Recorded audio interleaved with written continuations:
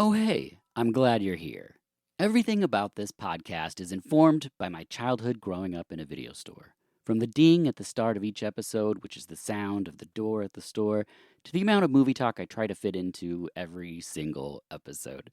This special episode is easily the most impacted, and I'll explain that in the show, but I will say right here that something unexpected happened when we recorded, and that is that you get a window into Little Dirk in the aisles. In this podcast, usually I really try to stay on topic, but in this virtual video store, I fall right back into my old self where people will pick a movie and I almost instantly start talking about another film. It's my old brain where people would come in for one thing and I would just steer them towards something else. I don't know. I didn't know that was going to happen in this show, so it was very fun to realize within the recording. I just didn't know it would come back, but it does, and you get to hear it. Also, there's some remaining picks listed at the end, so be sure to listen to the very end of the show. So let's get into it. Get ready to enter a virtual video store with my customers Brian, Joshua, and Carmelita, because this is VHS.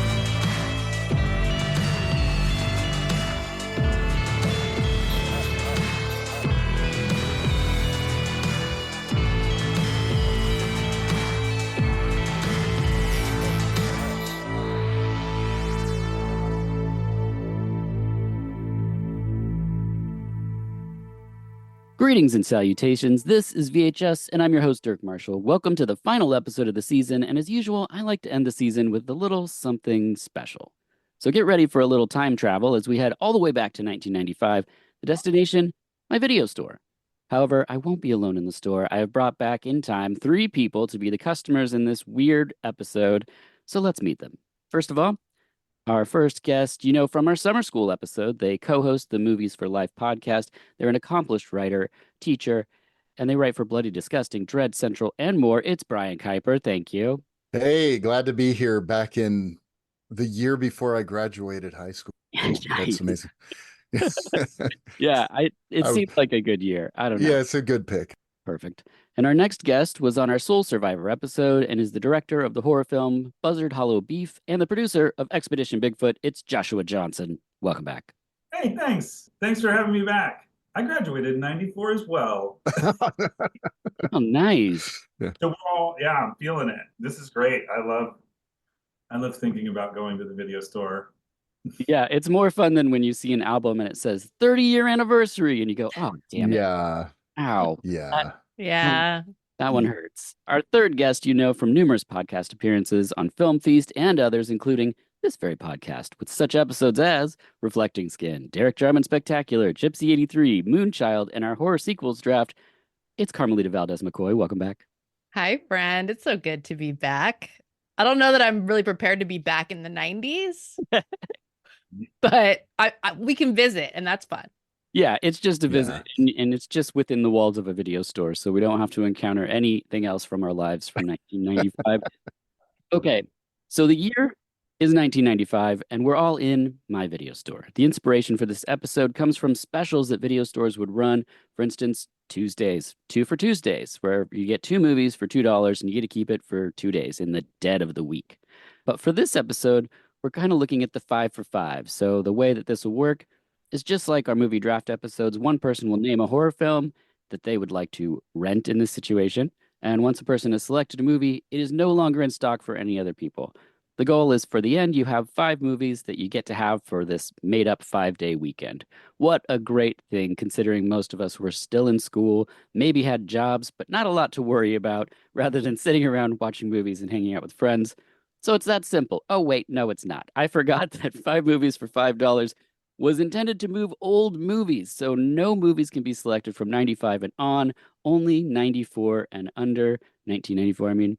So if you're following along now, that's what we've got going on. We also need to take into account there was other people on the planet in 1995. So once a customer names a movie, I'm going to roll a dice. And if it's a 1 through 3, you get the movie. You get to have it. You can tell us why you like it.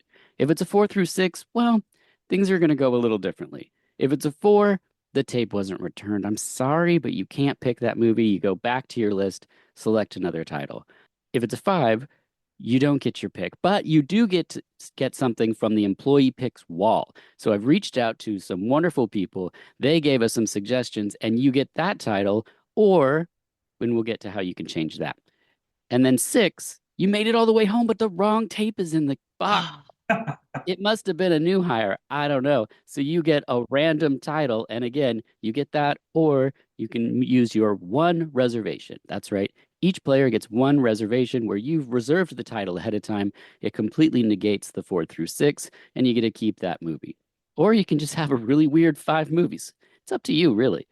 Also, the die we're using is from the 1979 Alien board game. So everything is horror in this episode, including the die at play. So, Excellent. the way that this goes, the roll does not affect other players. So, or even your next turn. So if you say that you want, I don't know, Club Dread, and you roll and you get a 6, you don't get it. But next time, if you wanted to try again, you could, or another player could also. So if there's a lot of people really wanting Children of the Corn 5, then, that's how it'll. Try not to say other picks. Okay. See, it's quite simple. So I will also play, but I'll keep it brief as we do have many picks here, but I just want to get as many movies shouted out into an episode as possible. The order was selected at random, and 1 name is drawn, and that person will determine the order of the draft, and that person is Joshua. So Joshua, you choose the order of the draft. Before you do that, I will remind you, it's a serpentine draft, meaning if you pick last in the first round, you pick first in the second round, and it goes back and forth like that. So the people first and fourth do get back-to-back picks. Okay. What do you want to do? Oh, I'm going to just go first. I'll go first. Perfect. Joshua first. Carmelita, you can go after me. Okay. Cool. Next. And then Brian. Okay. And I'm last. You're last. Great. Wah, wah. You know what? That's where I wanted to be. No, Okay. 2 back-to-back picks. That's Yeah. good. Last is first. It's like the Bible. Right. For someone that owned over 70 crosses, I don't get the reference, but perfect. People don't know what that reference I got it. I was with you. The last should be first. And the first shall be last. Yeah. Makers and stuff. Oh, right. Okay. Well, as the person who chose first, and you get to go first, what is your first pick for the 5 for 5 episode? American Werewolf in London. Oh, yeah. That's my first pick. That's what I'd like to Nice. Okay, well, let's see if it's in stock here. It's in stock. You got it. Tell us what you love about the American Werewolf in London. Oh, I don't know what's not to love. Mhm. Honestly, I think it's like one of my favorite movies of all time.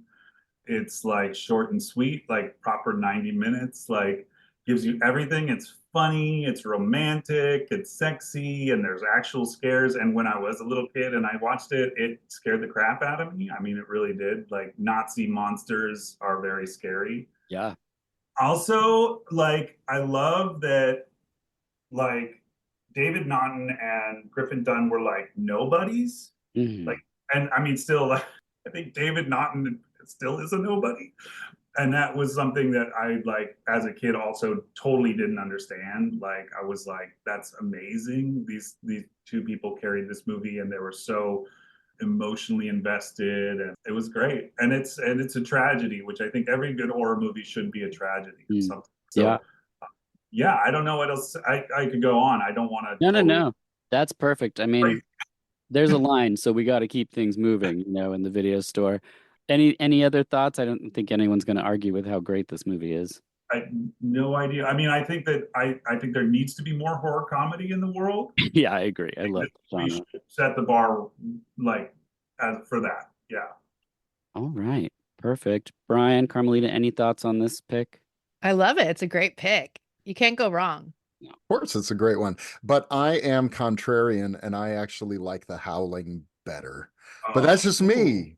I'm one of like two people in the world that feel that way. And I am controversial in that way. So, but I do love American Werewolf in London. What about American Great pick. Werewolf in Paris versus Howling 2? Howling 2 every time. Yeah. Yeah, I think, yeah. Okay, perfect. All right, Carmelita, what is your first selection? Oh, well, I saw the box art and the name, and I mean, you can't go past something like this and not pick it up and look at it. It's Thirst from 1979, Ooh. Australian vampire film. All right, hold on. Oh no. No, Yeah. no. Oh dear, you got a 6. Oh my gosh. That is unfortunate. You made it home and you had a different tape in there. What was in there? Oh my gosh, it looks like you got home with Rabid Grannies from 1988, directed by Emmanuel Curvin. Oh, these grannies are going rabid and they're gonna eat their party guests. I mean, I guess I'll watch it. I paid for it. I might as well. Okay, you're keeping it in your. No, I'll take it back. Okay, so you're gonna use your reservation on Rabid Grannies. I mean, I want Thirst. I want my movie. Okay, great. Rabid Grannies is out, and Thirst from 1979 is in. You drove back to the store and got the right title. Yeah, I mean, I was feeling a little lazy there for a second, but then no, I need a vampire movie in my life. Well, they're definitely different films. So why don't you tell Very. us about the one that you selected? So this is cool. It's 70s vampires, modern vampires. This is not like gothic lace sleeves in a castle vampires. Mhm. This is modern 70s industrious vampire cult that abducts people to try and create this vampire super race. Yeah.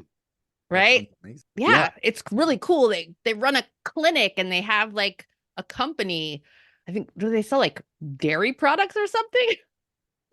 I would love it if they do.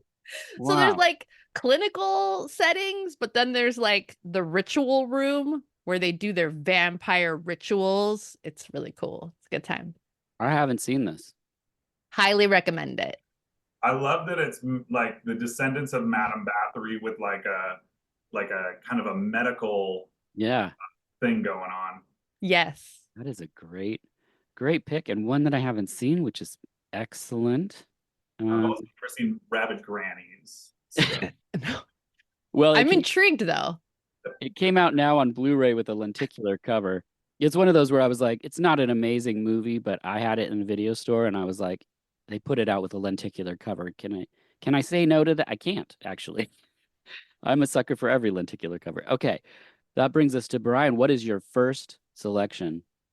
Well, considering it's Halloween, there's a movie I have to pick, and that is from 1986, Trick or Treat, Nice. featuring Ozzy Osbourne and Gene Simmons, of course.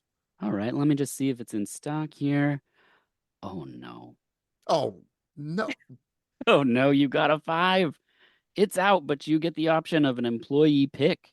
Okay, let me hear the employee picks. All right, so our first employee pick comes from director of Last Stop in Yuma County and the next Evil Dead movie. It's Francis Galuppi, and he chose The Changeling from 1980. He says it's a masterclass in slow burn psychological tension and haunting atmosphere.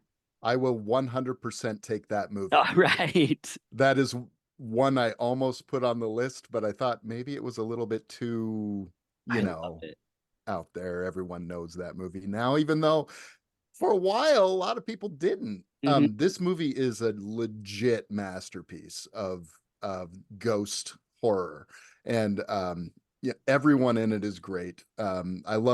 We actually covered this on Movies for Life back in the day, last year, in fact, and this is legit one of my favorite movies. So I'm totally cool with George C. Scott, yelling at the walls. Yeah, Francis was also the first person to respond back when I had the idea of bringing in employee picks. So huge thanks to Francis. I loved Last Stop in Yuma County. I don't know if everyone's seen that here. No. Oh my gosh, Joshua, you have to see this. I'm writing it down now. Yeah, you will love. And he was also on the podcast Scream Dreams, which like has Okay. Crampton and stuff on it. And he talks about going from being a drummer in a punk band to doing short films to teaching himself editing to now doing like any job that comes up for people. They're like, hey, can you pull focus or whatever? He's like, yeah, I'll do it. He kind of strikes me with how your profession has gone and you know, take things on and do your own things, but also take these jobs over here. And his, you know, first film comes out, it's a total banger, and then people go, "Oh my gosh, will you do the next Evil Dead?" And you know, it's just a not pretentious, super talented person that wants to work hard and make rad movies. So Excellent. We super- love that. yeah. Big fan. Yuma County? What is it? Which county? Last Stop in Yuma County. Yuma. All right, so that's to me. My first choice is There's Nothing Out There from 1991, and I get it. Great. Hooray! I don't know if everyone's a fan of this, but this is one that we actually had the promo tape, like, and the promo tape showed up with just a white sticker with cheap computer printing on it, and it just said "There's Nothing Out There." And so I put it in, and what it is, directed by Rolf Kanefsky when he was 20 years old. It's a self-referential, like meta horror movie 5 years before Scream on a super small budget. There's like one character whose knowledge of horror movies is what helps his friends kind of survive this, you know, cheap 1950s-esque alien that comes to Earth. Kind of looks like a frog meets a vacuum cleaner. It just won me over with like the ambition, and I didn't know anything about making and stuff, but it's been out on Blu-ray now, and I've revisited it. But it's one my friends and I really bonded with, and I loved the idea that like indie directors and stuff could make something that could connect to small, you know, kids in a small town. And we would just be like, yeah, I love this thing. And then it just vanishes for like 20 years. And then someone puts it back out on Blu-ray. So There's Nothing Out There. If you like those kinds of things, you know, some people would bounce off of it on a budgetary mode, but I think it's quite charming. Awesome. Yeah, that's one I haven't seen either. Me either. I'm sure there's going to be plenty of that happening, which I love. I'm like, I need something weird and fun to watch right now. So, Yeah, and it's like one of those things that did things I didn't know you could do in Mhm. horror. So like I was used to, you know, Naked Gun or something, they're gonna make jokes and break the fourth wall and stuff. But there's a part in this movie where the guy jumps and swings from the boom mic. And so I didn't know that you could do, you know what I mean? Like, I Yeah. love that. yeah, I just went, Oh, wait, I need what? this movie in my life. Yeah, if you're down with the low budgetness of it, I think that there's so much fun to be Fine by me. appreciated. Yeah, that's perfect. All right, that brings us to oh my God, I get back-to-back picks. I'm so happy. I just realized that. Okay, my next pick, I'm going with, okay, Blind Beast. Nice. Have you seen that one, Carmelita? Uh-huh. Oh my God. Oh no, damn it. Okay. Okay, so I got home with the wrong tape, and the tape that I got Spookies. Oh, okay. Just rewatched this the other night. So Spookies is from 1986. If you don't know what it is, it's a smaller budget horror film. The unfortunate thing is the people that made it were then kind of screwed over by this director that came in and shot bookending stuff and inserts of this weird dude and a guy who's a cat.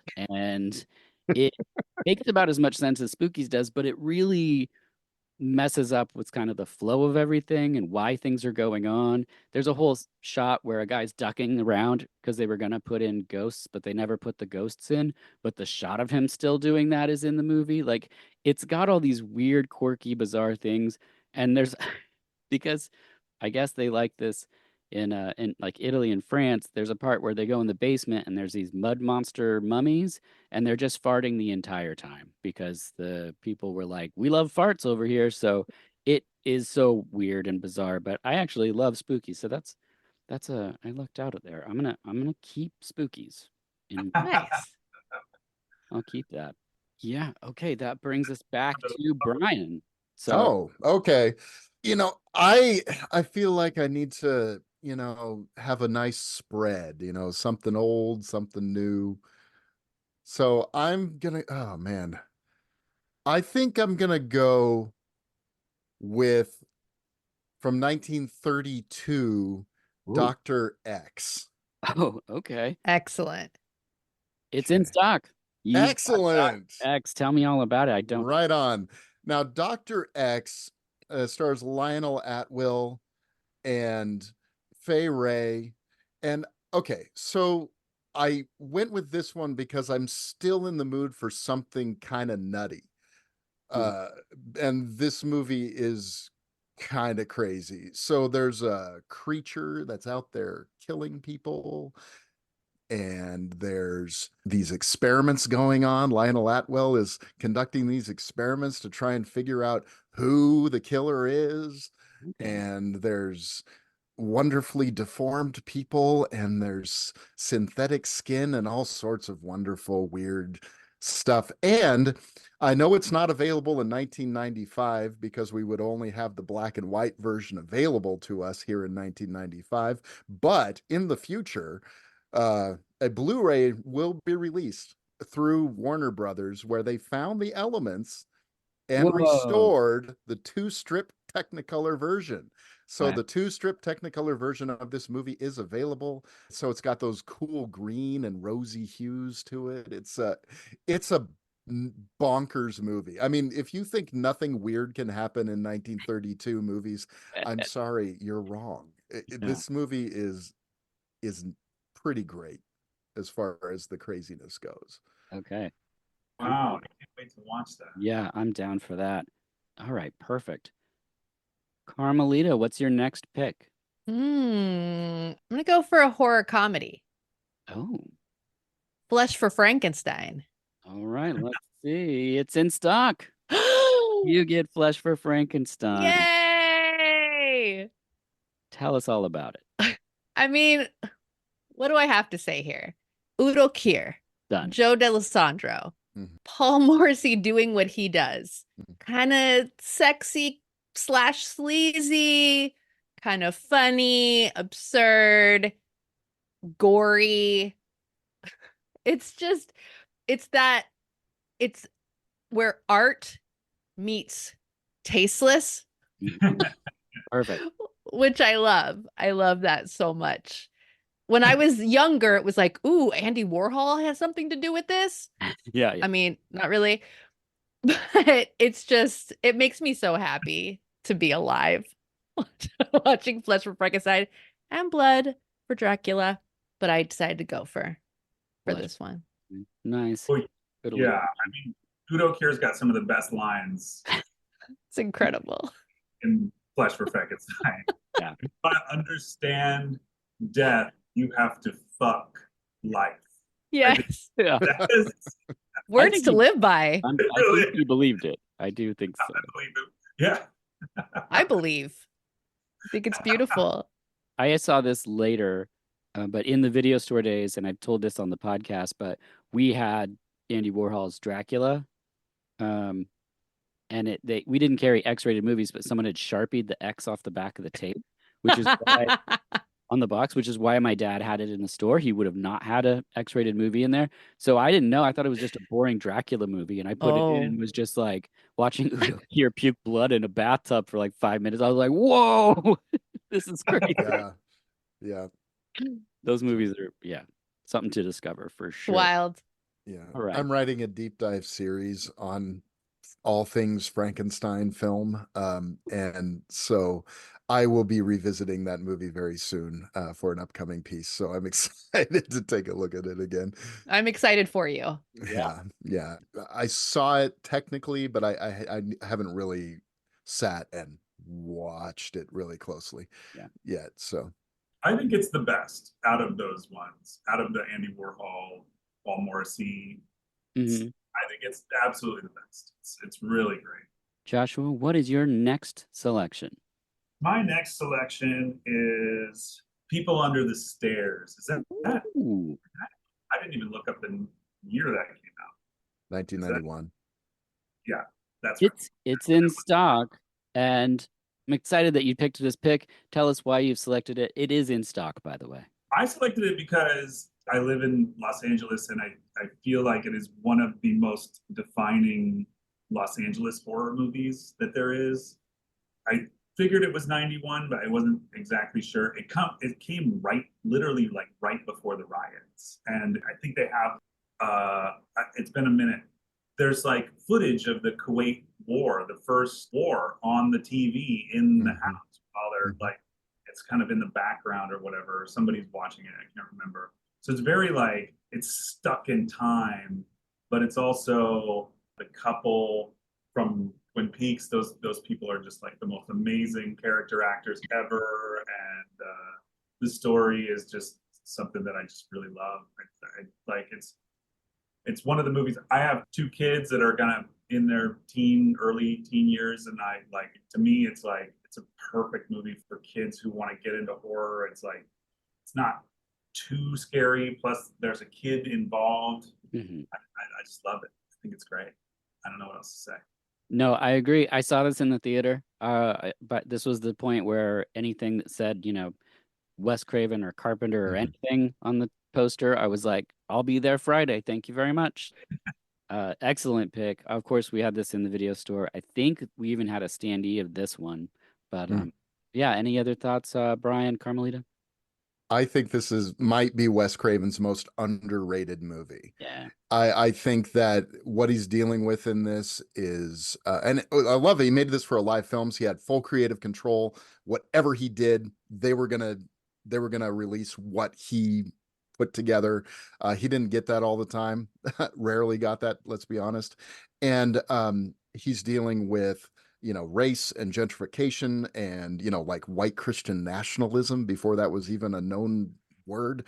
All kinds of really interesting things going on in this movie, and I've been thinking a lot about it lately because I'm got something rolling around in my brain that I'm working on, and so this is one I'm really excited to jump into myself. It's so good.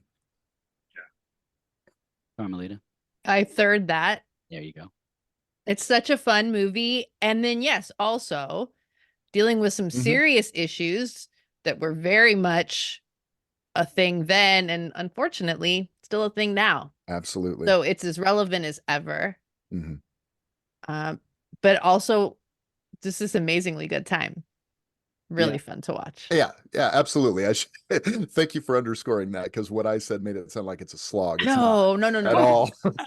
It's so much fun. That's the thing about it too. It's just a blast to watch. Yeah.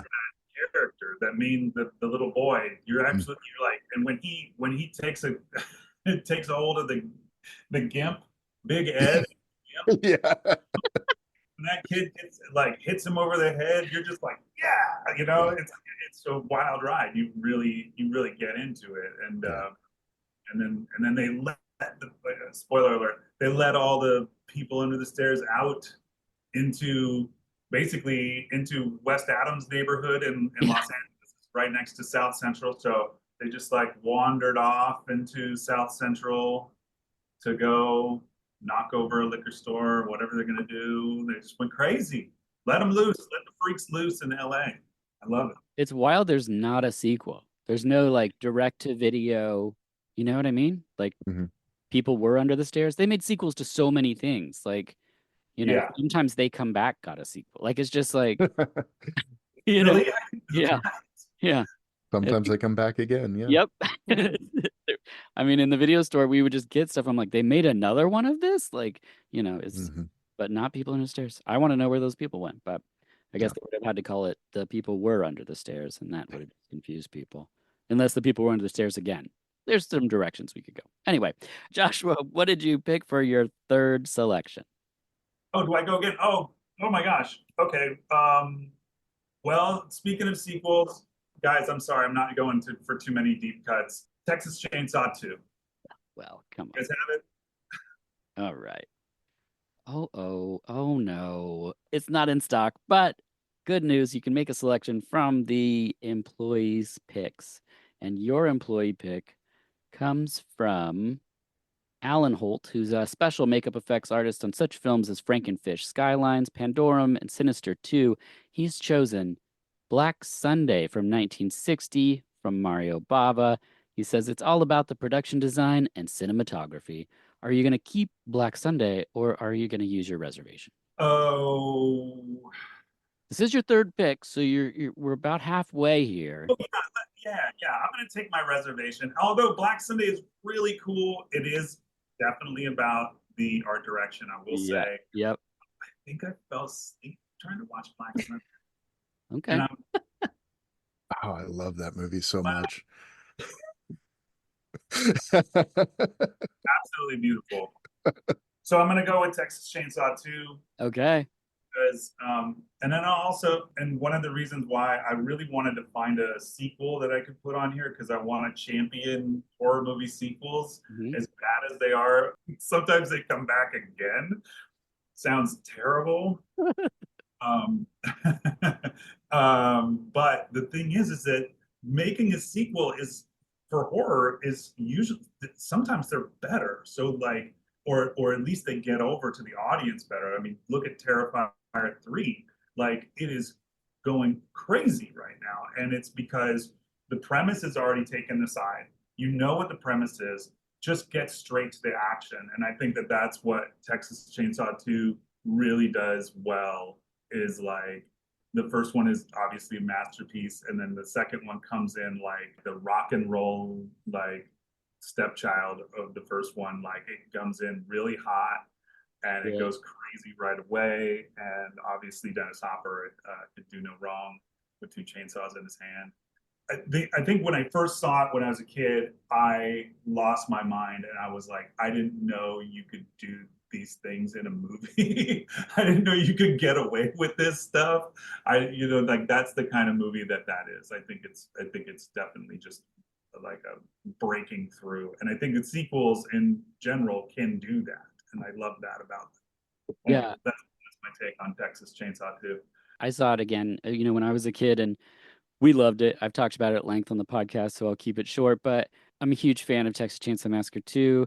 I love it when directors take something and just do a slightly different, when you take your Alien and your Aliens, like you're like, horror action, and you take horror and horror comedy, even though he says there was black humor in Texas Chainsaw Massacre 1. A lot of us, when we were kids, it's just terrifying. But like the second one, it would just all the vibes was perfect for me. The soundtrack is all bangers. Like, it's just such a fun, great movie, and it looks absolutely gorgeous. So yeah, excellent pick. Anyone, Brian? I'll jump in, I guess. Have seen this a couple times, and I'll be honest, it didn't do it for me because I was such a fan of the first one and I didn't understand what Tobe Hooper was trying to do. Okay. So I have, the Blu-ray over there or 4K, I should say, from the new one. From Vinegar Syndrome, and I was thinking about watching this actually tomorrow morning already. So, because I'm like, I know that I missed the point of this movie, because I was expecting another sort of visceral, scary thing like the first one is, and it's not that. And it's trying to do something different. And I mean, when I finally realized that the poster is the Breakfast Club poster, I was like, oh, I see what he's doing. So, I mean, it took someone pointing it out to me for me to even realize that's what it was. And so now I'm excited to watch it again, and because I know that I missed the point the first 1 or 2 times I've seen it.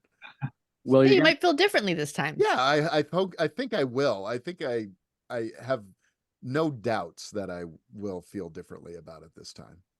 I bet if you watch it again and even you bounce off it again, I bet if you watch it then with Patrick Bromley's commentary on the Vinegar Syndrome, because that for me can do a lot if there's a movie that I'm not totally into. Hearing someone's appreciation for it, or even what goes into, if it's a director commentary, the making of the movie, then I'm, oh my God, it's amazing this thing even exists. Like, and then I appreciate it on that level. So I love it. Carmelita, what's your thoughts on Texas Chainsaw Massacre 2? I mean, I don't really have that many. I'm kind of like, yeah, it's cool. Yeah, I love it. I also feel like Rob Zombie owes a lot to Texas Chainsaw yeah, he Oh, does. for sure. Yeah. It's like I watched Yeah. that revisit Texas Chainsaw Massacre 2 and I go, wow, okay, a lot of the influence came from this Mhm. this very film. All right, Carmelita, what is your third selection? Oh God. Okay. I need zombies.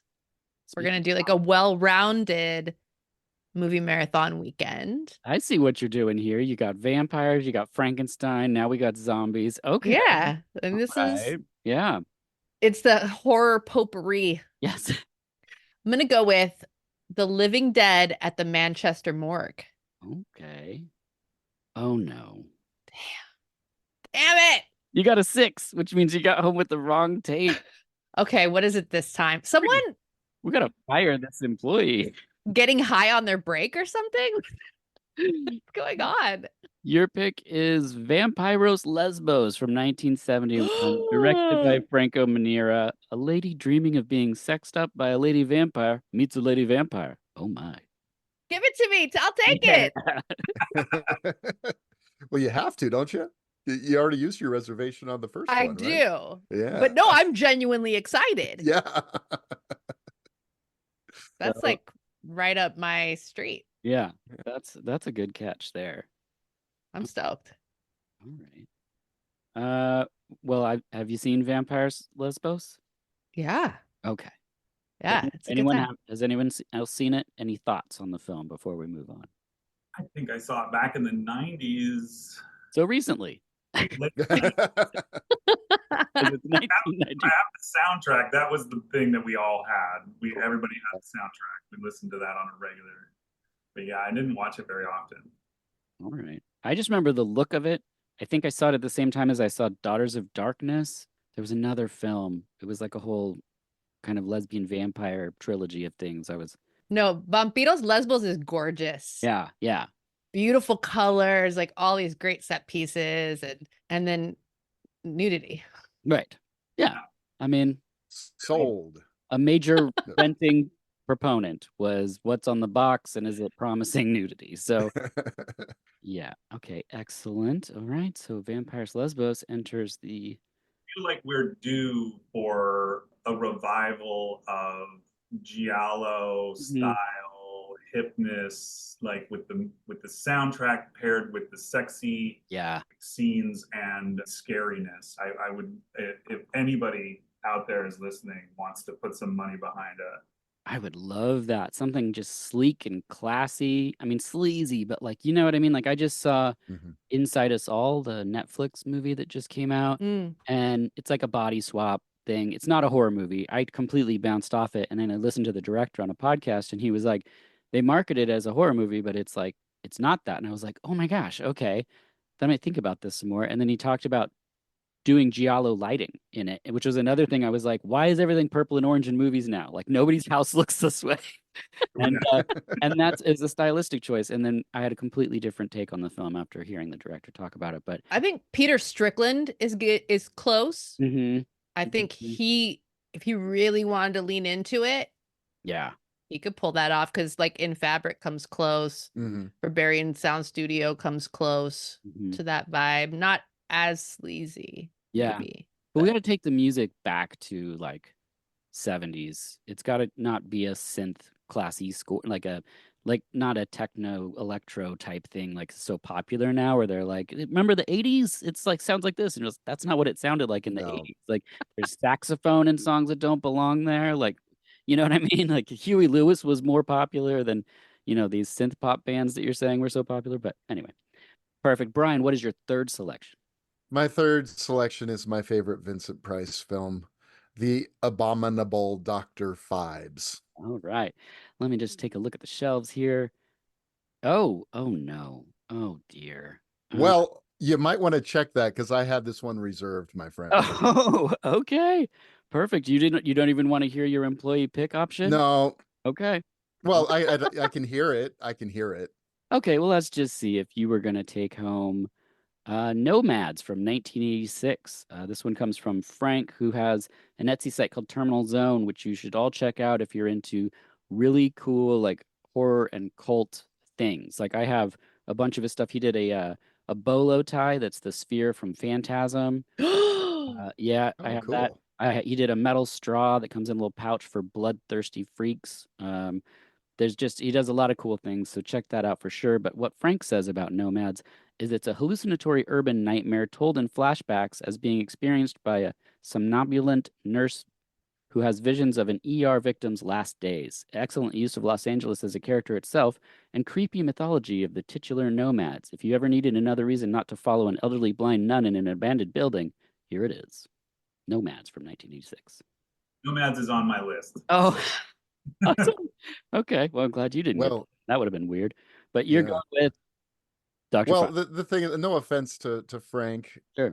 but and that does sound like a cool movie, but It's great. this was the one that I said I'm going to reserve.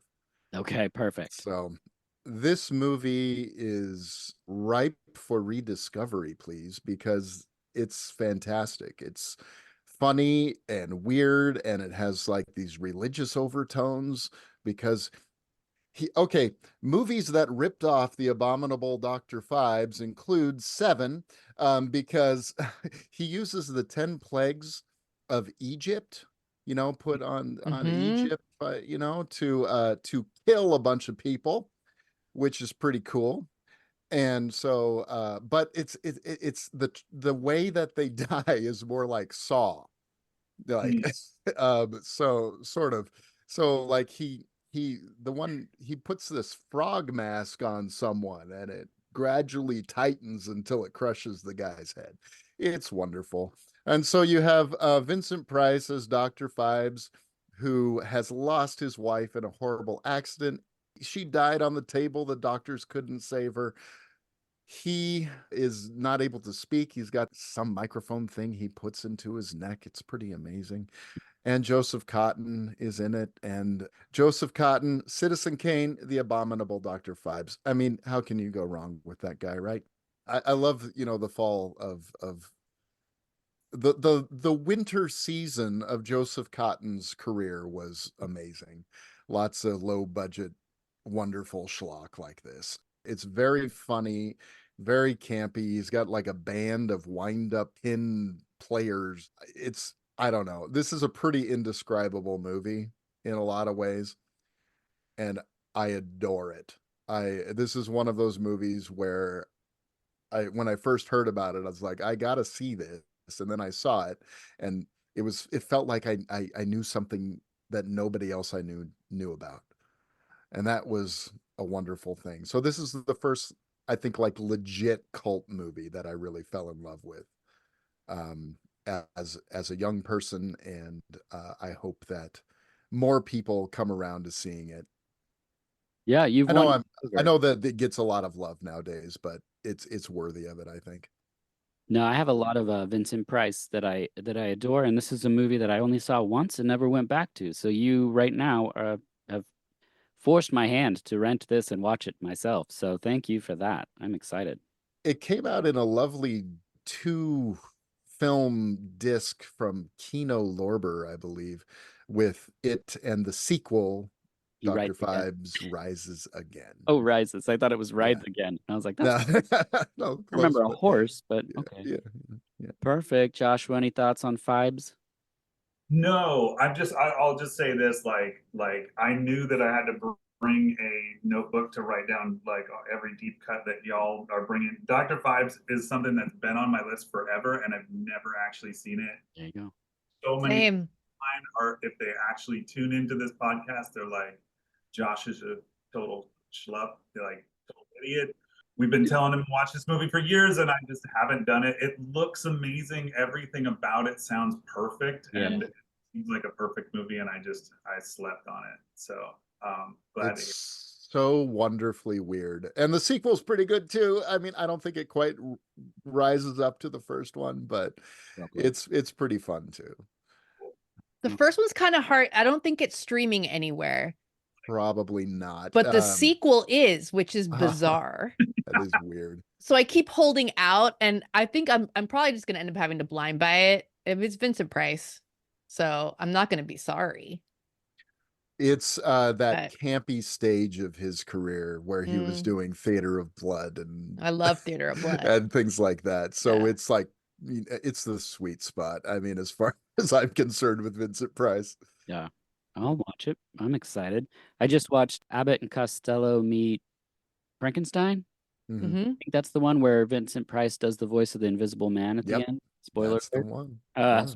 that was a treat. I didn't know that was going to happen. And then my wife came in right at the end. She was very bored with it. But then she heard the voice and she's like, "Was that Vincent Price?" And I was like, "Whoa, good pull. Oh my gosh." Yeah. Yeah. She usually doesn't remember movie actors' names often. So anytime it does happen, I was very excited. We were, quick story, we were in London. The first night we were there, we were at this really nice Indian restaurant, and it was our anniversary. So we were ushered into this like underground fancy area. There's one other table in there. And she turns to me and she goes, "That's that guy from the video you make me watch all the time." And I looked over and I was like, "No, that's not Michael Caine," because I've showed her that thing from the trip where they do the impersonations. I said, "That's Malcolm McDowell." She was like, "Oh my gosh." And we were just feet away from Malcolm McDowell. It's Uh, amazing. but I just loved it. I was like, it's not just another person. That's another famous person. Like, Yeah. And either way, I mean, that's incredible. yeah, You're not disappointed. yeah, No. yeah. No, it was pretty rad. All right. My third pick. Let's see. We're gonna go to the list here. I'm gonna go with The Unnameable 2, The Statement of Randall Carter from 1992. Let me just check to see if it's in stock. It is. Oh boy. I was almost positive this wouldn't be, but look what I get.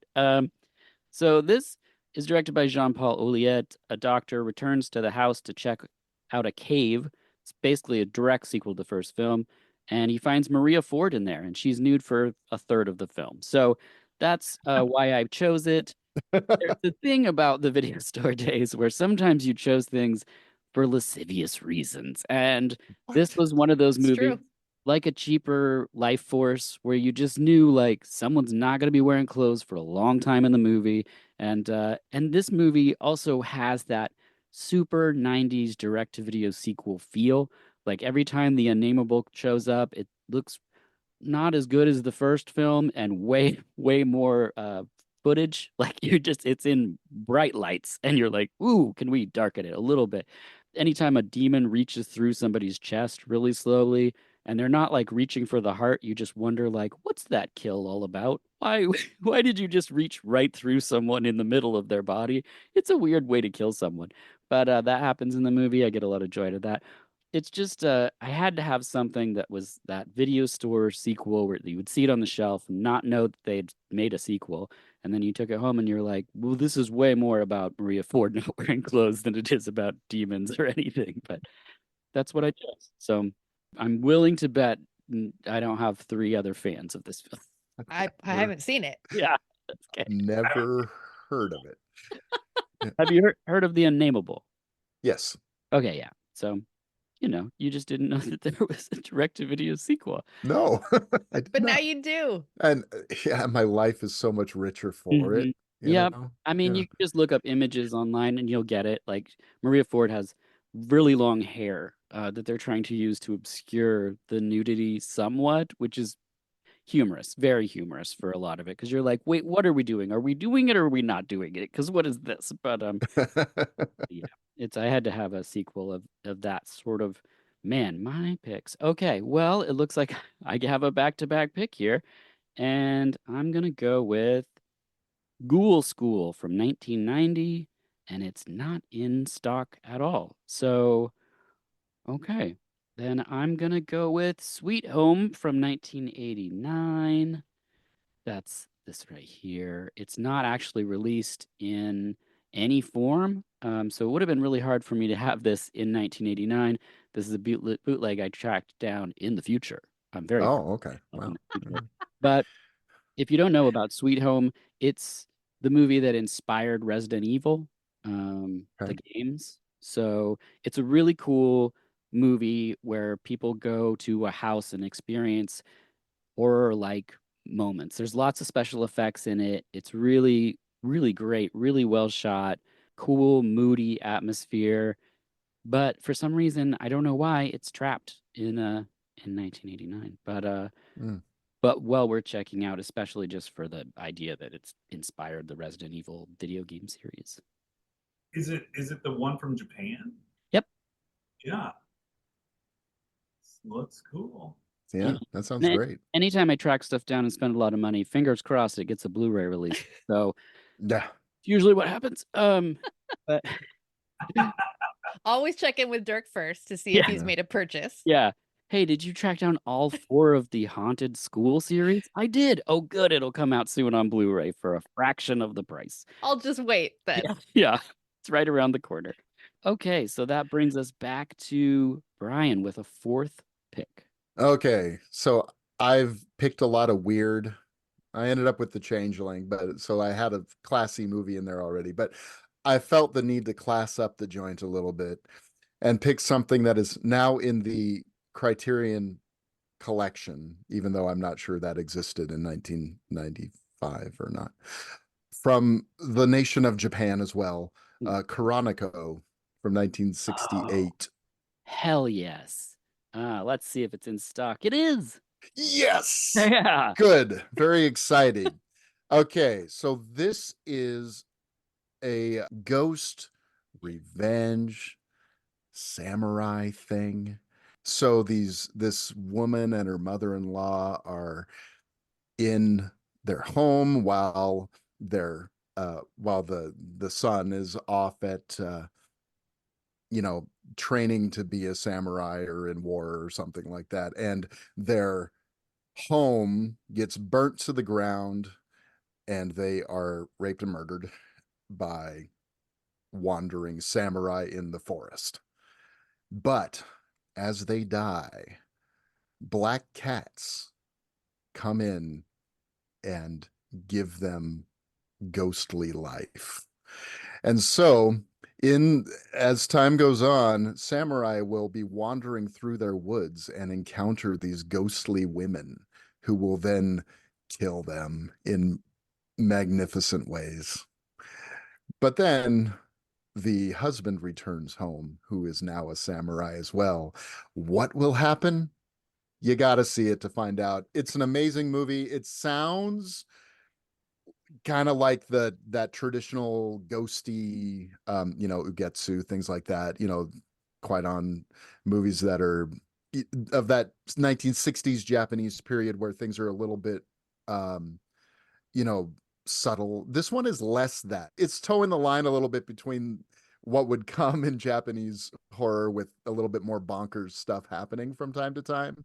Mm-hmm. It's really engaging. It's really moody. It's beautifully shot. Yeah. What else can I say? I'm sure that if you see it, I love this movie so much. This is a discovery from just a couple of years ago for me. Yeah, I love it. I got it at the same time as I got Ugetsu and Onibaba. Yeah. And That's another great one. Yeah. I mean, I was all in. Have you seen the movie The House Where Evil Dwells? I haven't yet. Not a lot of people have, but it's a great one where, Americans are in Japan and it's like a work trip thing, but there's a samurai ghost situation. And it's really interesting to see when you contrast it to movies like you're talking about, where it shouldn't exist in the 80s when I think it was made in the 80s. It feels like it should be in the 60s, but it's really interesting, a companion piece, if you will, to. I always called it Kuroneko. How do you say it? Yeah, I said Kuroneko. I don't know how. I don't speak Japanese, so I don't either, and I spend a lot of time yes. with no one knowing what I'm talking about, so I don't talk about movies in front of people, so I never know how to say things. But awesome selection. Joshua or Carmelita fans, have you seen this? I haven't seen it. It sounds awesome though. I've seen Onibaba, so this clearly right up my alley. I think I would really love this. I can't wait to see it. Yes. Well, in the 30 years from now, there will exist a Blu-ray from the Criterion collection that is really beautiful. So you might want to. There's opportunities to see it. It might even be on the channel. I'm not sure about that. It might be though. Okay, perfect. Excellent addition for you. So now we're to Carmelita's number 4 pick. What have you chosen? So I just want you guys to know like every other time I go to the video store. I've got like an armload of tapes, and I'm just like walking around the store with the armload of tapes trying to figure out what Me I'm going to too. put back and what I'm going to bring up to the counter. Yeah. Okay. I have cruised by the Spanish language section. Oh. And I'm picking up El Espejo de la Bruja, or The Witch's Mirror from 1960. Please, please be here. It's in stock. You get it. Oh, I'm stoked. I was So, sure you were gonna get it a 6, but okay. what? I mean, I would have cried. Yeah, The Witch's Mirror. Okay, tell me about it. Yeah, it's directed by Chano Urrieta. So this is really cool. It's witch revenge movie because the witches will have the revenge, and really they deserve it. Yeah. But this one is kind of cool because it's gothic horror. It's from Mexico. And a man's wife comes to an untimely death. And I think it's her mother or her godmother holds him responsible. And she's going to use her mirror, her magical mirror, she uses for scrying. She's going to make sure that there's justice. And it's got all that cool, spooky, gothic vibes of the house and this witch. And I love the depiction of magic in this. Mhm. I mean, I'm not going to say it's like 100% accurate, but it feels more authentic than most. And I love how, you're kind of rooting for the witch here. I mean, I usually am. Let's be honest. I'm always rooting for the witch. Yeah. But I think everyone can get on board with her mission in this one. And there's actually some pretty cool effects for being, a smaller budget movie from Mexico in 1960. It's very cool. Really dug it. Interesting. Have either of you seen The Witch's Mirror? Have not. Sounds fantastic though. Sounds like some right up my alley. Yeah, I haven't. I have Mirror Mirror. Have you seen Mirror Mirror? It's about kind of the similar what you're talking about. I think I have once. Yeah, so the first one's really great. The second one is the first film that Mark Ruffalo was ever in. Oh. Mirror Mirror 2. So Yeah. why they didn't call it Mirror Mirror Mirror Mirror, I don't know, but they didn't. Missed opportunity. Yeah, Yeah. but anyway, that just made me think of that. So Witch's Mirror, excellent addition. Yeah, you need that. I know how much you love witch movies. I do. So does my wife. That's I Mhm. theme for 31 and 31 every year in October. I change the themes of the days of the week to force me to pick different movies. And Witchy Wednesday has been a constant because she loves witch movies. So that always stays the same. I mean, your wife is really Yeah. cool, so I'm not surprised. That's true. The witch idea is it's put a thought in my head. I was like, oh man, I'm tempted to pick something other than what's on my list now. But anyway, love it. but Love I it. don't know. I may need to do some things I put back on the shelves. Will we have time for that? Yeah, yep, definitely. Okay, good. Joshua, what is your fourth pick? You get 2 back to back, so you're almost in the clear here. Yeah. Okay. So it's funny because Nomads was like picked on there, and it is on my list. I have more than just 5. I just I don't know why. I'll say no. Let's go with Nomads. Yeah. Yeah. Okay, let's see if it's in stock. It's in stock. You get Nomads. Okay, great. Yeah. So recently, I was reading Stephen King, and I read Lawnmower Man, and I don't know if you've ever read Lawnmower Man. It is nothing to do with the movie Lawnmower Man. It does not. My wife watched Lawnmower Man, the movie, because it's just a train wreck. It's beautiful and then totally just wrong.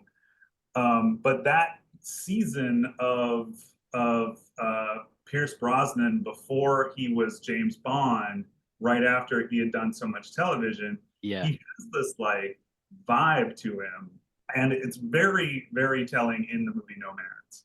He looks like he could have been the next reality TV star on a Nat Geo show looking for lost cities and things like that. Yes. With his, like his like cool traveler coat, and like he's always kind of sweaty, and like he knows so much about mythology that you just never would have ever guessed. And that's what Nomads really is. He's an anthropologist I remember seeing this movie when I was a kid and being like, I want to be an anthropologist because like the guy in like the Serpent in the Rainbow, and then like there's Yeah. nomads. They're always like fighting these evil forces. I was like so down for it. Um, it's not that glamorous, I guess, but yeah. And as you're, I completely forgot who recommended that movie. Could you tell me again who recommended that movie? That was Frank from Terminal Zone. Terminal Zone. You should be friends. Yeah. Yeah, Frank rules. He listens. It was something that like I remember as a kid being like, this is really scary. This is really freaky. This guy is like totally, it's you know, a creature that starts following you and then will take you over and take over your mind, and then you will become one of them. And that was the premise of the whole Mhm. thing. To me, that was totally terrifying. I was like, yeah, like something that's just like an ordinary person walking on the street that might have this like demon attached to them and get on me, and then I become one. That's terrifying to me. I think it's like a really good little universal kind of thing. I don't know what, did you guys ever watch this movie? Has anybody ever seen this? I haven't seen it. No. Mm-mm. Yeah, we had the VHS tape, and it had a really cool cover, and Yeah. and so I like was drawn to it, every day just seeing it. I was like, well, I'm gonna watch this. Plus, it has Spencer for Hire in it. Wasn't that the shows that he was going to check that out? Yeah, I really liked it. I haven't seen it in a long time, so when Frank recommended it, I was like, God, I gotta get back into Nomads. It's also got punk rockers, Los Angeles punk rockers who are like, you basically, you could take these guys, the bad guys, the demon people are the punk rockers like hanging around in their little van in Venice Beach, they just jumped right over to Point Break Yeah. and like got Patrick Swayze involved, and then they just started surfing, so they were normal again. It's like, it's so funny if you watch this with this context of all the stuff that was happening in the late 80s and early 90s. Yeah. It just looks like it happens in the same world, and it's pretty fun. I highly recommend it. Okay. Nomads at number 4, which brings us to your fifth and final selection. What Oh, are you choosing? I'm gonna go with Martin. Okay. Nice. Oh no. It's another employee pick. So let's hear what they chose. This one comes from Rodney Anonymous from the band Dead Milkmen and the seventh victim. He says, oh, this was an easy assignment. The answer is Children Shouldn't Play with Dead Things from 1972.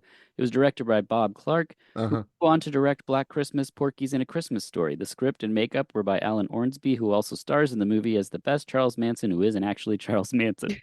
Alan would later write the script for The Bodyguard, among other movies. It's quintessential low-budget 70s horror. You even get to hear the actor who played Santa in A Christmas Story say, I peed my pants. You can watch it on Shudder, and I think it's also free on YouTube. Also, I once got to show it to several hundred people in a cemetery. Wow. Okay, Rodney. Excellent. Awesome. So are you going to go with Children Shouldn't Play with Dead Things, or are you going to use your reservation?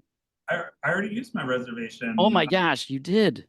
I did. So I'm going to go with Children Who Shouldn't Play with Dead Things and just say it was straight off the barrel. It sounds amazing. Yep. Comedy horror, something that I totally love. I don't know. Has anybody else seen this movie? I've seen it. Yeah. I have not. It is I mean, there's a low budget, and then there's, Children Shouldn't Play with Dead Things. I mean, it's like, yeah, I was not quite prepared for how the shoestring of this movie was made on. It's what I want to actually watch again.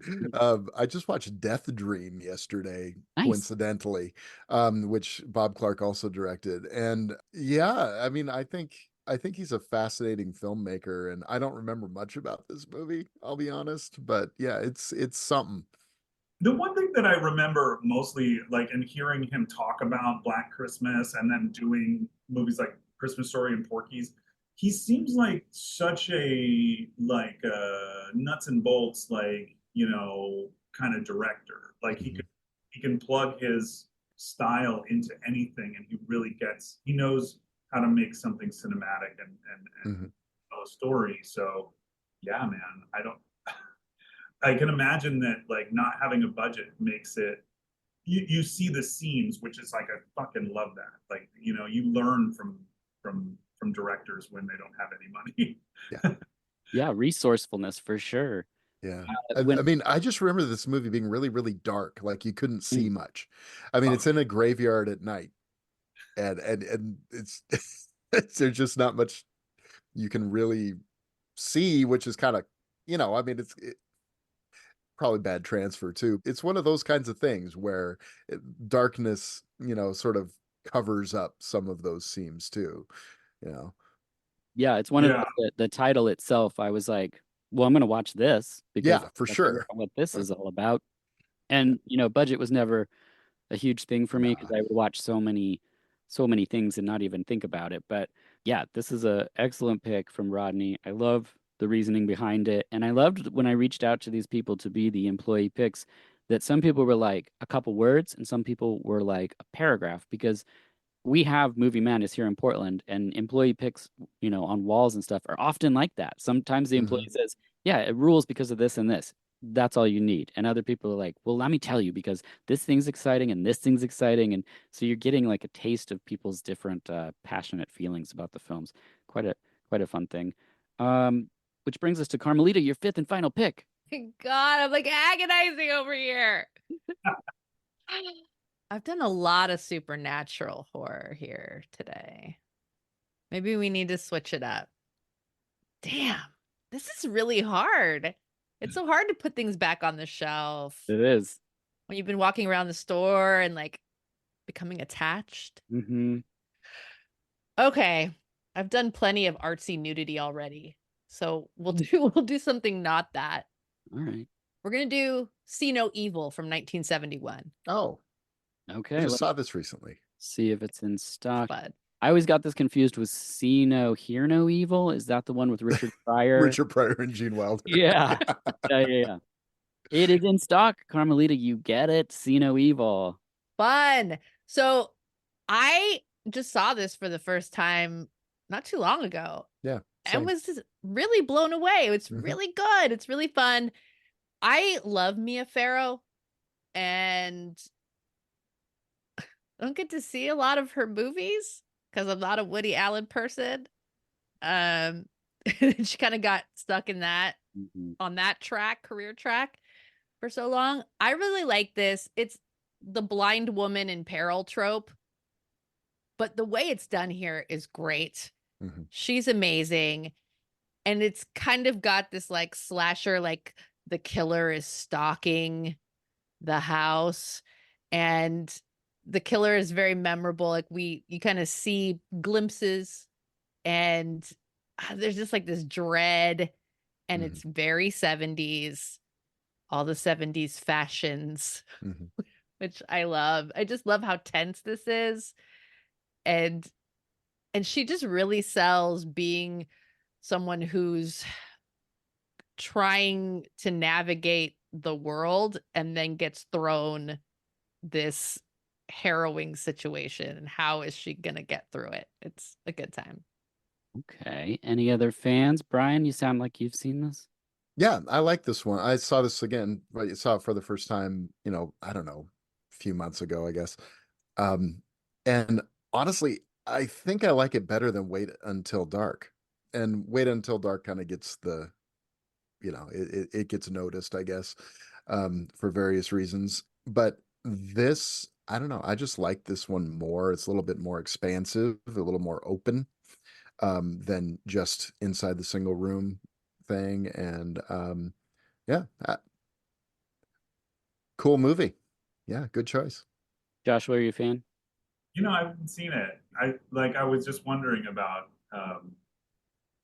this trope. It's really funny to me because it's like it just seems to go away. There's so many horror films that get put in this kind of thing where it's like a person who is vulnerable can be a Hmm. victim, is blind in a wheelchair or what have you. And I was thinking about that the other day and I was like, I haven't seen a lot of that recently. Yeah. I don't know. I have to check this movie out because it really looks classy. Yeah, I don't think I've seen this, so I'm gonna probably watch this evening. Have you all seen a movie from '91 called Afraid of the Dark? Yeah. Oh, this sounds familiar, but I'm not Um, sure. It's about yeah. a boy who's 11 and he's losing his sight while he's Mm. also hearing about this killer who preys on blind people. Oh no. It's a promo tape that we had in the store. I hadn't even thought about it in since then. And you mentioned it, and I was sort of obsessed with it when I had the promo tape. He because he's losing his sight, and I was already like, that's terrifying. And then you would say he's 11 and he has these thick glasses on and he's wandering around in this, I think it's like a whole community of people who are sightless. And he has a knitting needle and he's like tapping on the lens of his glasses to see where he loses the focus. Right. Mm, Gives me goosebumps.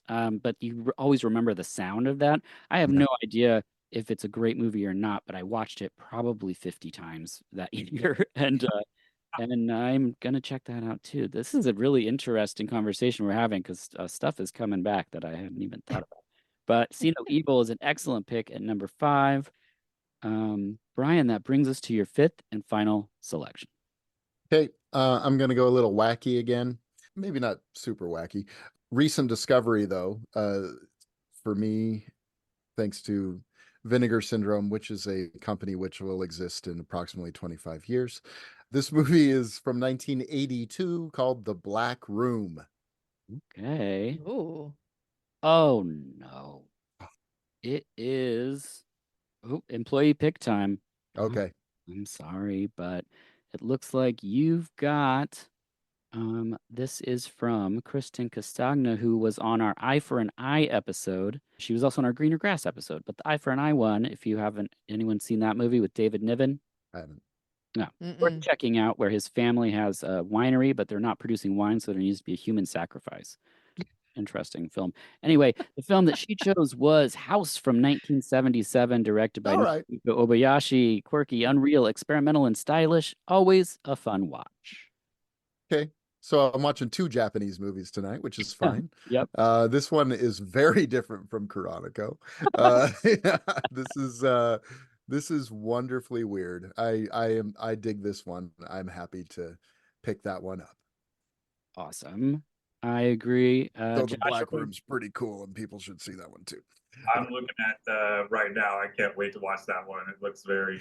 you didn't get it, but why don't you just tell us about the Black Room? Yeah, tell me. It's sort of a modern vampire thing. So this guy, he wants to mess around on his wife because he's kind of a jerk, and so he rents this room out in the California hills, Hollywood Hills, that is all draped in black, and he brings his liaisons up there. Well, it turns out the owners are serial killers, and so they have a reason for it. It turns out that the guy has a disease that requires regular blood transfusions, so they drain these women of their blood so that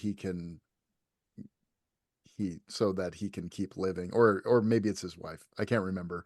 I'm a little hazy on some of the details, but it's really interesting, sort of modern twist on vampirism, where it's not a supernatural creature. It's a little bit more like Martin, but they don't think they're vampires or anything like that. It's but there's definitely that quality to it. So it's a cool movie. Got some special effects by Mark Shostrom, and yeah, things like that. So it's cool. Probably my favorite horror discovery of this year, to be honest. Nice. Oh, I'll be that's checking that out for sure. I like Mark a lot. I like his work. Yeah. Be sure to check that out. So that was the Black Room. When that gets back in stock, can't wait to rent it. Yeah, I hope you enjoy it.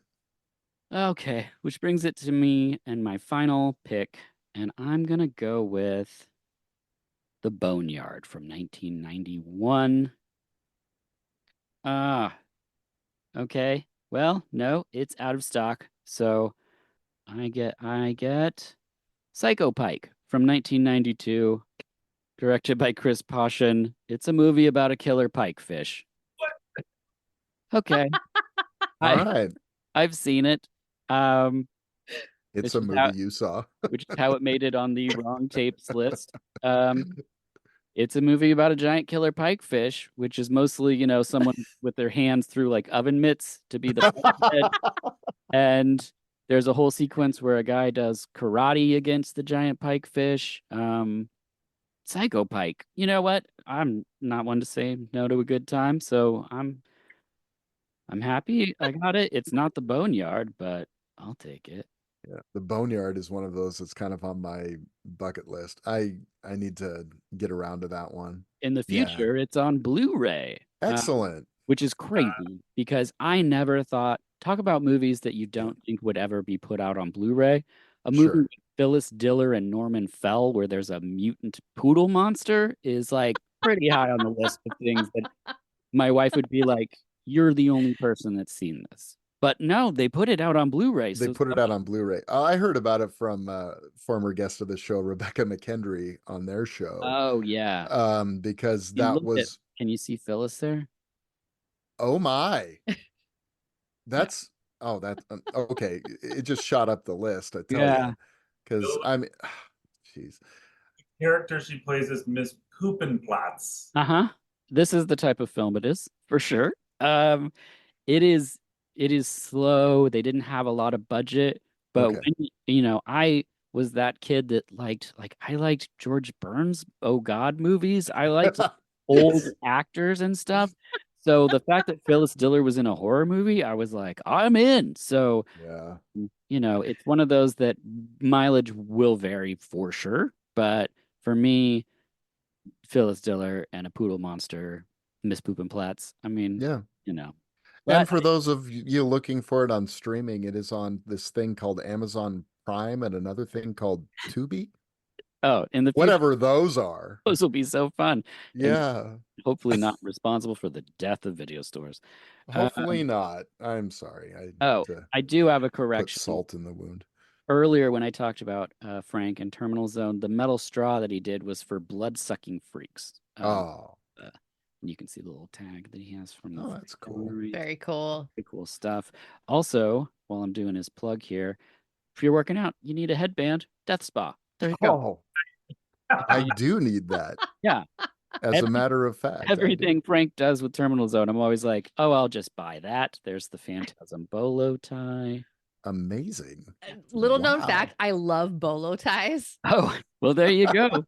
and I love Phantasm. Hit up that Etsy. Yes, we both do. That's why I couldn't turn it down. I'm not even like a person that buys a bunch of movie stuff, but everything Terminal Zone makes is I'm like, I'll take the ghoulie pin and I'll take this and yes, please. All right, excellent. Well, this has shook out in a way that I couldn't have imagined, but I gotta say, I loved it, and I really appreciate the three of you giving me your time for this experiment. No, I appreciate the opportunity. This was so fun. This was a blast. This is really fun. Let's go through the list and see what we ended up with at the end of the game. Joshua, you have American Werewolf in London, People Under the Stairs, Texas Chainsaw Massacre 2, Nomads, and Children Shouldn't Play with Dead Things. That's a banger of a weekend. Oh my gosh. Yeah. How do you feel? Kids as this. I was like, stuff that I want to show them, stuff that they would be okay with. Yeah. And that's that. It's always hard. I worked at video stores this time, and getting 5 for $5 was like such a scam because nobody could ever get through them. No. So they always get late fees. Yeah. Or you would get, sometimes you'd have 4 and then you just wouldn't have a 5th one. So you're like, I don't know. I just have to get something. And so you'd be like, hey, fine, Police Academy 5. What do I care? All right, Carmelita, you've got Thirst, Flesh for Frankenstein, Vampiros, Lesbos, The Witch's Mirror, and See No Evil. That's the most Carmelita list I could imagine. Isn't it though? I should have gave you Psycho Pike. Okay. Brian, you got The Changeling, Dr. X, The Abominable Dr. Phibes, Kuroneko, and House. Pretty great. Pretty excellent. I'm happy with that. Yeah. And I got There's Nothing Out There, Spookies, The Unnameable 2, Sweet Home, and Psycho Pike. You know what? That fits. That fits. It does. It does. Can't really argue with that. I think we all got what we deserve. Yeah. Perfect. Joshua, where can people find you? Your 5th season is that wrapped now? Yep. Well, season 5 of Expedition Bigfoot on Discovery Channel is no longer on regular linear TV. It is now on HBO Max. Got it. We're not telling people when the next one's coming out, but it will probably be out next year, and it's going to be great. Wait, you're doing a 6th season? No, we're not. It's the same. We shot all of it. That's all the same. Oh, It's all 5. okay. So Anyway. confusing to me in 1995. But perfect. Where can people find you? Oh yeah, I mean, I did have a website, but I don't suggest people look for me there. I'm gonna lay low until Okay. 2025. Okay. Okay, perfect. Laying low. Carmelita, where can people find you and anything you can turn people towards? So I'm on Twitter still and Letterboxd, kind of on Blue Sky, back up just in case it all implodes. And anytime that I get the opportunity to podcast, I post where I've been and all the crazy movies I'm watching on Letterboxd. And you can find me the same handle for everything at Carmelita Says. Beautiful. Beautiful, beautiful. Brian, how about yourself? Anything we can look forward to from you, and where can people find you? Well, I've been writing an ongoing series on Frankenstein in movies for Manorvellum, which is manorvellum.medium.net. And you can search my name. You can find me there. At Bloody Disgusting, I also have a column about classic horror. So pre-1970s, mostly. I did cheat and do Abominable Dr. Phibes from 71. But that's Gods and Monsters over there. And I have a lot of other stuff that I write for Bloody Disgusting, regular contributor there. That's kind of it, though. Movies for Life is RIP.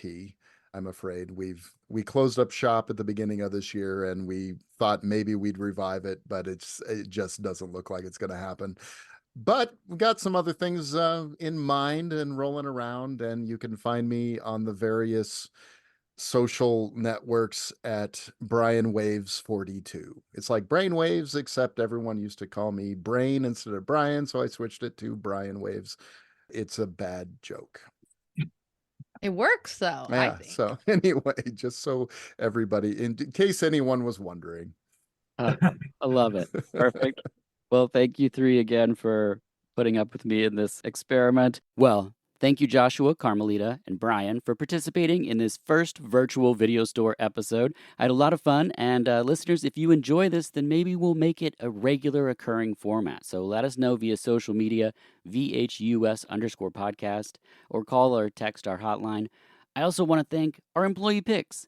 Thank you for chiming in with a selection. I know that you're all very busy, so thank you, Francis Galupi, Alan Holt, Frank at Terminal Zone, Rodney Anonymous, and Kristen Castagna. We did have a few picks left on the wall, so thank you, David Drusky, for Tremors. Thank you, Sarah Marshall, for Candyman. And last but not least, Kirsty Fox, who is the star of the new film Little Bites, which is streaming now, directed by Spider One, executively produced by Cher. I know, there's a lot of talk about that, but I think you really need to talk about how good this movie looks, and the performances are fantastic, especially Chaz Bono. This little horror movie is about a woman with something evil in her basement, which is taking little bites out of her life. Check it out. Support indie horror. Thank you all for listening. See you next season. As always, I'm Dirk Marshall, and this has been VHS, where when it comes to celebrating rad films and even radder friends, we're not done yet.